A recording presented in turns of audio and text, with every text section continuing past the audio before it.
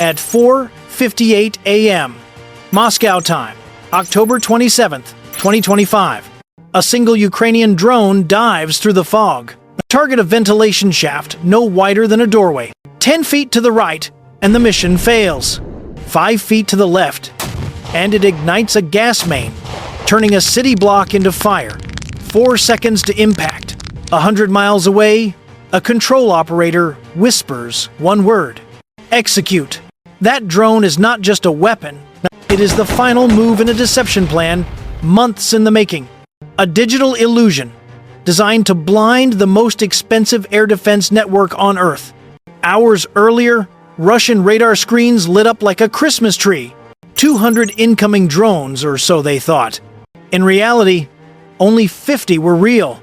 The rest were Ghost's phantom radar signatures, generated by a piece of artificial intelligence called Ghost Echo. It was a new kind of warfare, one fought with code, silence, and shadows. The target was not a power station or a bridge. It was something far more dangerous. A secret command bunker buried beneath the district of Comuna. Inside 12 senior officers and the logistics server controlling the entire Moscow military region. If that bunker fell, Russia's war machine would go dark for 48 hours. And as the first drone closed in, the difference between genius and catastrophe was measured in inches. And then, everything changed. On a quiet road near Sumy, 3 commercial trucks sat under the stars. To anyone passing by, they looked ordinary. But inside, each one hid a mobile launcher. At exactly 0100 hours, their roofs opened with a mechanical hiss. The first Lutai drone lifted into the night. 20 seconds later, another. Then another. Across 3 launch sites, the same rhythm, repeated precise, silent, synchronized. In total, 50 real drones took off. But on radar, it looked like 200. That illusion came from a system called Ghost Echo. It was not a jammer. It was a painter, an artist in electronic warfare. By broadcasting false radar reflections, it made Russia's defenses see ghosts where there were none. Each real drone was mirrored by 3 phantom signatures. 50 became 200. For every dollar Ukraine spent on hardware, it spent a dime on software and bought itself confusion worth millions. On Russian radar, the swarm appeared massive. It split into 3 distinct waves. One toward Bryansk, one toward Voronezh, and one straight for Moscow. The defenders saw chaos and reacted exactly as planned. They spread their Panzer missile batteries thin, trying to cover every sector. Each launcher carried only 12 missiles, and none of them could tell which targets were real. Meanwhile, the real drones hugged the earth. Flying just 200 feet above the tree line, they slipped beneath the radar's gaze. The S-400 system, designed to track hypersonic missiles in space, had one fatal weakness: its Doppler filter. That filter ignored anything moving slowly near the ground to avoid false alarms from cars, trees, or even livestock. To that radar, a drone at 120 miles per hour looked less like a threat and more like a fast-moving truck. But the real genius lay in the flight path. Instead of flying directly toward Moscow, the swarm bent its route like a crescent. Each subgroup drew a different line on the radar map, forcing the defenders to guess. It was an electronic chessboard, and Ukraine had already taken the center. At 2:30 a.m., 5 drones detached from the formation. They were the Pathfinders. Their mission: to get dangerously close to the city. Flying at rooftop level, they used Moscow's skyline as cover, weaving through concrete canyons where radar was blind. Each carried a compact LiDAR pod, painting the target structure with 1,000 laser points per second. They were not just attackers. They were scouts, building a digital skeleton of the bunker in real time. Each drone also carried a SIGINT module, a tiny electronic ear. Months earlier, Ukrainian cyber units had hacked a Russian relay near Kursk.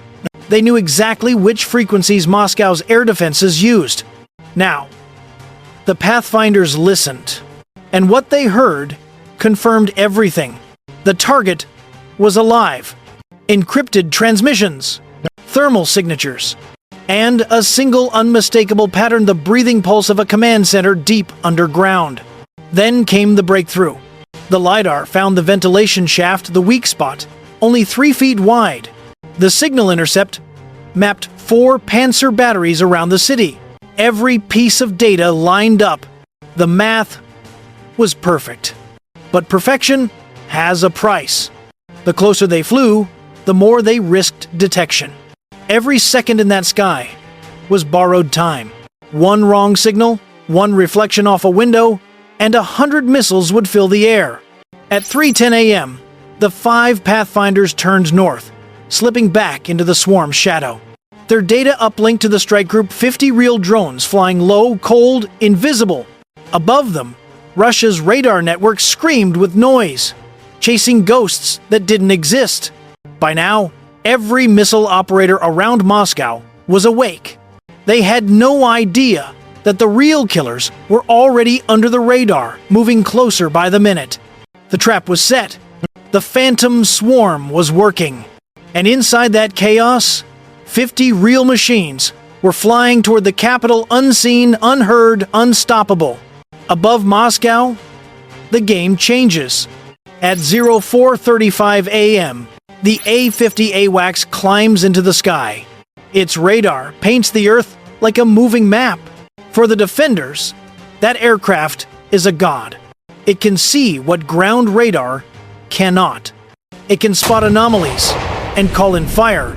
On the ground, a Panzer S-1 battery locks onto 5 faint blips. Missiles ignite. They scream upward, each one a $100,000 warning to a cheap decoy. The first interception is violent. Explosions bloom in the night. Flames and falling metal light up the skyline. The phantom swarm has drawn first blood. The defenders celebrate their kills. But the real problem is only beginning. At the moment the AWACS changes the equation, Ukraine flips its own switch. The Ghost Echo system shifts frequency. For 45 seconds, the S-400 sees nothing but static. It is a blackout. 45 seconds is all the attackers need. Beneath that electronic silence, the 50 real Lutai execute a classic beam maneuver. They turn, and they fly perpendicular to the radar collectors. Their radar cross-section collapses. They become whispers on a screen. Above them, the A-50 struggles. Thermal clutter from the city, and the building heat masks low signatures. For a heartbeat, the defenders cannot separate heat from life. Then the missiles come. Panzer crews fire again. This time, the incoming are real. The 5 Pathfinders are exposed. They dodge through concrete canyons. They slip between skyscrapers like fish between rocks. A Spetsnaz lookout on a rooftop sees one. He fires a shoulder-launched missile. The night lights up. One drone disappears in a ball of orange flame. The loss is immediate, but calculated. The remaining 4 do not break. They release decoys. Each frees a small thermal pod. The pods flare hotter than the drone. They are tiny flying microwaves that scream on the guidance head of any incoming seeker. A missile turns. It detonates away from the real target. The decoy tricks by seconds. Seconds the attackers convert into inevitability. Electronic warfare then moves center stage. The lead drones drop ECM pods. They bloom like metallic flowers. Noise floods the AWACS screens. Thermal feeds stutter. Video from the operators goes from crisp to snow. For 20 seconds, the defenders see nothing useful. The A-50 is blinded. Ground crews scramble. That is when the final mode engages. The operators, half blind, lose manual control. Onboard autonomy takes over. Each remaining Lutai switches to terminal image matching. In its memory is a high-resolution shot of the ventilation shaft.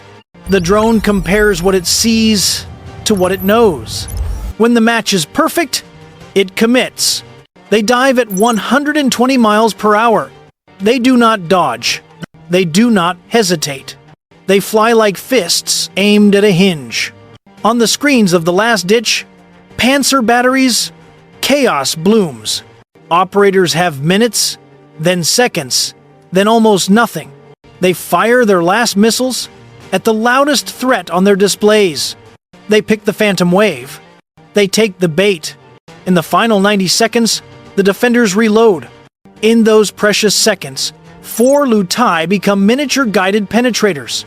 At 4:58 a.m., 4 warheads separate. They glide.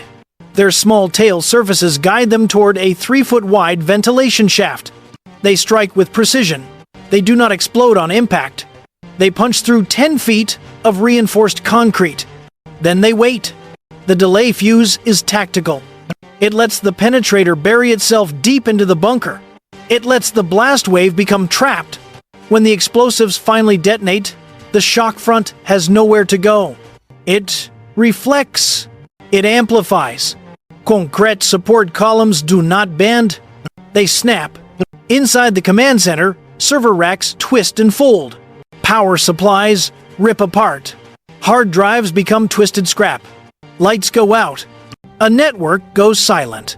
For the first time in days, orders stop moving. Voices in distant command posts wait for data that never comes. Outside, the city hears only a muffled rumble. Officials call it a gas explosion. Citizens call it a miracle. In the war rooms on both sides, the math is different. Ukraine counts losses. It counts 1 drone lost. Russia counts more than hardware. It counts a hole in its brain. The strike was surgical. It was cold. It was precise. And as the dust settled, a single truth emerged. Modern war is not only fought by iron and fire, it is fought in the gaps between radar sweeps.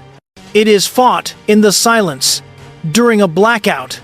And sometimes, a phantom can open a real door. When the smoke cleared, the sky above Moscow was silent again. But silence can be louder than any explosion. Inside the crater, concrete still radiated heat. Sensors measured pressure that had peaked at 5,000 pounds per square inch. Everything electronic was cooked: melted silicon, fractured circuits, silent servers. A command center had become a tomb of data. Within hours, the scale of the damage became clear. 12 senior officers gone. 2 Spetsnaz generals confirmed dead. 70% of the Moscow military district's logistics data erased. And for 48 critical hours, the Russian war network went dark. Artillery along the Donbass front fell silent. Batteries that once fired thousands of shells per day waited for coordinates that never came. Convoys of trucks stopped on the highways, headlights still on, radios still searching for orders. It was not just a physical blackout. It was digital paralysis. In those 2 days of confusion, Ukrainian forces advanced nearly 10 miles. A single smart strike had opened a corridor wider than 1,000 artillery shells ever could. The message was brutal and clear. Power no longer comes from how many missiles you have, but how you use them. Brain speed budgets. Ingenuity defeats hardware. The psychological impact ran deeper. The strike proved that even Moscow, even the heart of Russian command, could bleed. It rewired the balance of fear. And as Western satellites captured the crater from orbit, one truth spread through every defense ministry in Europe. The age of invisible war had begun. A week later, new drone aid packages were approved.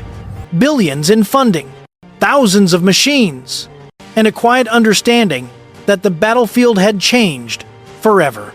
This was not just a Ukrainian victory. It was a strategic message to the world. In the next war, the winner will not be the one with the loudest weapons. It will be the one who strikes first and disappears. So the question now is simple. If you were the commander, where would you set the next phantom trap? Street, Petersburg, or the naval base at Vladivostok?